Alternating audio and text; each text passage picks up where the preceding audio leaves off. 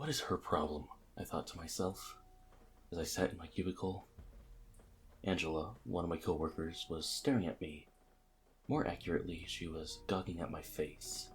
I wanted to scream, flip my desk, and demand what her problem was. But I just kept my head down. You see, this has been happening ever since I got a job here. In fact, anytime I got a new job, my coworkers would always end up staring at my face. It happened in public too. People on the street, on the hypertrain. Everywhere I went, people are always looking at me, and I don't know why. Once 5 p.m. rolled around, I gathered my things and headed out. Even tonight, it was no different. Everyone I passed seemed to at very least give me a sideways glance. It was absolutely rage-inducing. Every time someone looks my way. I got home and decided I would do a facial scan in my mirror. I locked my eyes on my face and used my internal scanning system. I searched the internet for millions of humans, and my face seemed just as human as many of the other ones in my search. I decided it was probably best I just change my face and look for a new job again.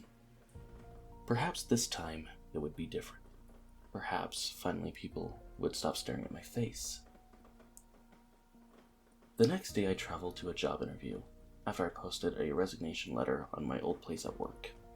Nobody even looked at me, not a single glance on the way there. Finally, I thought. Even if it only lasted a week like the other times, it would be a sweet release from feeling like a goldfish in a bowl. The interview went well, and I headed home with a skip in my step. When I was on the hypertrain, though, there was this one guy who kept looking at my direction. No, he was looking at my face. I decided it was just one guy, right? You get weirdos all the time. So I just tried to distract myself with a newspaper. I picked it up and looked through the headlines. Android units recalled after sensory module errors caused artificial paranoia. It read. I saw the logo of the company that made me in the picture and shuddered.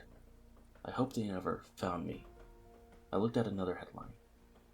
4th victim of murder spree found. My eyes widened as I read on. Another body of a young man has been found in the park this morning. The latest in a sequence of vicious attacks. Much like the other bodies, he was found with his face removed, almost surgically, and left for dead sometime last night. I looked up from the newspaper. Why was this guy still staring at my face?